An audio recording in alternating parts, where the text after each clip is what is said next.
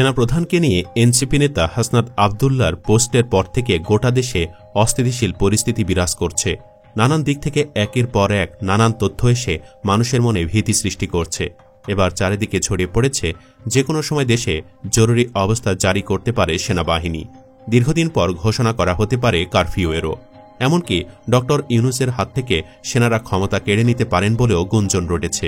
সব মিলিয়ে দেশে হচ্ছেটা কি আসলে, কি ঘটছে সেনানিবাসে, এ নিয়ে চাঞ্চল্যকর কিছু তথ্য থাকছে জীবনের কথার এই পর্বে। শুরুতেই একটা সুখবর দিতে চাই। দেশে জরুরি অবস্থা কিংবা সেনাবাহিনীর ক্ষমতা গ্রহণের এসব গুঞ্জন মোটেও সত্যি নয়, কেবলই পতিত আওয়ামী দোসরদের ছড়ানো গুজব। এরই মধ্যে স্বরাষ্ট্র মন্ত্রণালয়ের সিনিয়র সচিব নাসিমুল গনি বলেছেন, দেশে যে কোনো মুহূর্তে জরুরি অবস্থা জারির বিষয়টি গুজব। সাংবাদিকদের প্রশ্নের জবাবে স্বরাষ্ট্র মন্ত্রণালয়ের সিনিয়র সচিব বলেন, বিষয়টি গুজব, এটা নিয়ে মন্তব্য করার কিছু নেই। নাসিমুল গনি বলেন, সারা দেশে আইন শৃঙ্খলা পরিস্থিতি স্থিতিশীল রয়েছে। আইন শৃঙ্খলা স্বাভাবিক রাখতে রাজধানীর সর্বত্র পুলিশের চলমান তৎপরতা তদারকি করা হচ্ছে। আসন্ন ঈদের ছুটির সময়ও দেশের নিরাপত্তায় বিঘ্ন ঘটবে না। তারপরে সামনে এসেছে সেনানিবাসের ভেতরের ঘটনা। তাতে খুশি হবার মতো কিছু তথ্য জানা গেছে। গতরাতে সেখানে যা ঘটেছে তার একটি কপি সাংবাদিক ইলিয়াস হোসেনকে পাঠিয়েছেন সেখানে উপস্থিত একজন অফিসার। তাতে তিনি সেনাপ্রধানের 12টি বক্তব্য তুলে ধরেছেন। চলুন একে একে সেগুলো জেনে নেওয়া যাক। 1. চিফ প্রথমে সবাইকে ধন্যবাদ দিলেন সেনাবাহিনীর সবাইকে নিরলসভাবে এখন পর্যন্ত কাজ করার জন্য। তিনি বিশ্বাস করেন, দেশ ও জাতি আমাদের এই অবদান আজীবন কৃতজ্ঞতার সাথে স্মরণ করবে। তিনি সবাইকে ধন্যবাদ দিয়েছেন যে এত প্রভোকেশনের পরেও যে আমরা দায়িত্ব পালন করে যাচ্ছি সেজন্য। বললেন, রিয়্যাক্ট করো না। নবীর হাদিসে আছে রাগকে দমন করতে হয়। এই নিয়ে ওই সেনা অফিসার বলেছেন, আমি ভেবে পাই না উনি এত কিছুর পরও উনার মধ্যে কোনো রাগ নাই, অভিযোগ নাই। বললেন, আমাদের লক্ষ্য থেকে বিচ্যুত হওয়া যাবে না। আমাদের দায়িত্ব দেশে স্ট্যাবিলিটির মাধ্যমে দেশের জনগণের নির্বাচিত সরকার ব্যবস্থা আনাতে সর্বাত্মক সহায়তা প্রদান করা। 2. দেশ এবং সেনাবাহিনীর আইন ও নিয়ম নীতির প্রতি শ্রদ্ধাশীল হওয়া ও মেনে চলা। দেশ ও জাতির সার্বভৌমত্ব রক্ষা করা। বললেন, মনে রাখবা, এটা করতে পারাই আমাদের বিজয়। আর এই কাজ করবা সততা, পরিশ্রম, প্রত্যয় ও সহনশীলতার সাথে। 3. চিফ বললেন, কোনো প্রকার প্রভোকেশনে রিয়্যাক্ট করো না। আমার সৈনিকদেরও বলবে এই কথা, প্রজ্ঞা দিয়ে কাজ করো। দেশ ও জাতি আমাদের কাছে অনেক কিছু প্রত্যাশা করে, আর সেটা রক্ষা করা আমাদের পবিত্র দায়িত্ব। উক্ত অফিসার জানান, আমি জানি না এত সহনশীলতা উনি কোথা থেকে পান। 4. ইউএনওর সেক্রেটারি জেনারেল সেনাপ্রধানের সাথে সাক্ষাতে ইউএন মিশনে বাংলাদেশ সেনাবাহিনীর অবদানের জন্য ভূয়সী প্রশংসা সহ ধন্যবাদ জানিয়েছেন। একই সাথে 5 আগস্ট 2024 দেশের সার্বিক পরিস্থিতি নিয়ন্ত্রণে সেনাবাহিনীর অনন্য ও পেশাদারী ভূমিকার প্রশংসাও করেন। 5. সেনাপ্রধান বলেন, অস্থিতিশীল কোনো পরিস্থিতি দেশের জন্য মঙ্গল বয়ে আনবে না। আমাদের মনে রাখতে হবে, গণতন্ত্রই আমাদের শেষ ভরসা। আর এই গণতন্ত্রে যিনি নেতা নির্বাচিত হবেন তিনি এই দেশের জন্যই কাজ করবেন। আমাদের সবাইকে দল, মত, ধর্ম, বর্ণ ও পেশাভেদে একসাথে কাঁধে কাঁধ মিলিয়ে কাজ করে দেশকে এগিয়ে নিয়ে যেতে হবে। এ নিয়ে উক্ত সেনা অফিসারের মন্তব্য, আমি ভেবে অবাক হই বাহিরের সবাই উনাকে কি ভাবেন আর উনি আসলে কি। 6. এরপর চিফ বললেন, সেনাবাহিনীর মধ্যে একতা নিয়ে।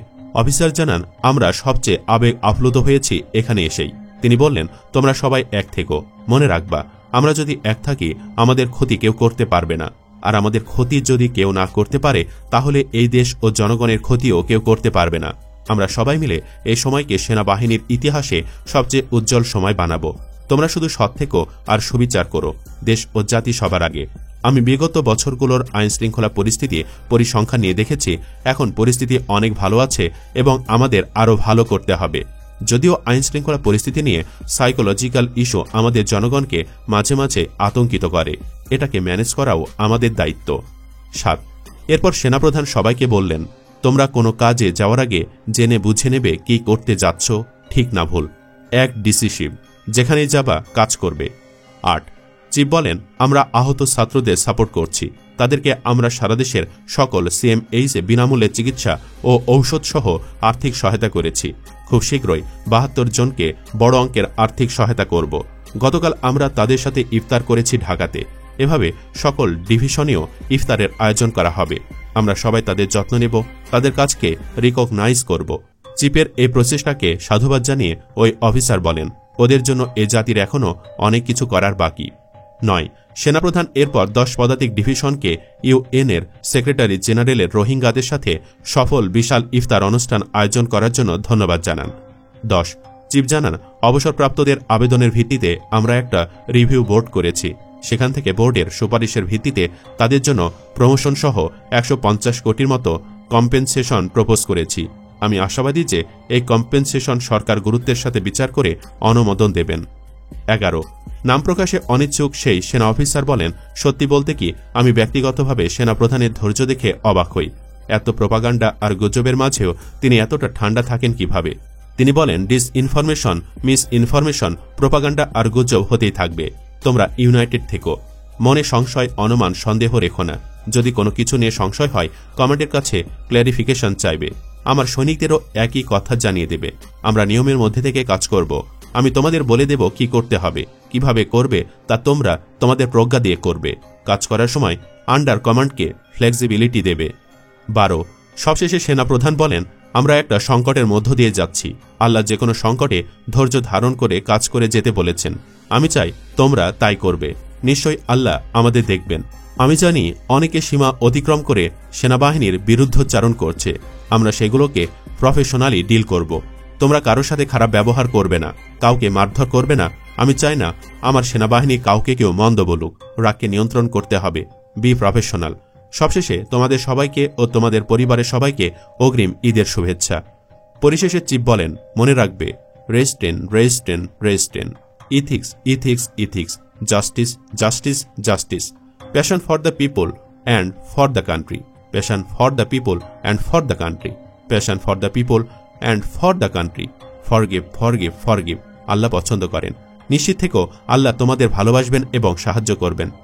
এসব লিখতে লিখতেই ইউনিফর্মটা রেডি করে নেন ওই সেনা অফিসার। আবার কাজে যেতে হবে। দেশ ও জাতির জন্য এখনও অনেক কিছু করার বাকি। তিনি সেনাপ্রধানের উদ্দেশ্যে বলেন, স্যার, আপনার কোথায় আবার পুনঃ উদ্যমে কাজে নামছি। পরিবারের সাথে আজও ইফতার বা সেহরি কোনোটাই করা হবে না। আক্ষেপ নাই। আমরা বিশ্বাস করি এই সেনাবাহিনী ও সকল সেনা সদস্যদের সম্মান যাতে সমুন্নত থাকে, আপনি তার জন্য কাজ করে যাবেন। আমরা চাই আপনি সেনাবাহিনীকে সেভাবেই লিড করবেন যাতে এই দেশ ও জাতি আমাদের শ্রদ্ধাভরে স্মরণ রাখে।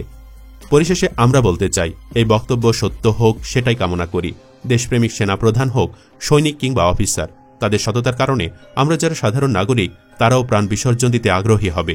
আমরা সবাই চাই সেনাবাহিনী পূর্বের গৌরব ফিরিয়ে এনে পুনরায় তাদের দায়িত্ব ও কর্তব্য যথাযথভাবে পালন করুক। আপনি কি বলেন দর্শক? কমেন্টে জানাতে পারেন যে কোনো মতামত। আর অবশ্যই ভিডিওটি লাইক, শেয়ার ও চ্যানেলটি সাবস্ক্রাইব করুন। ধন্যবাদ।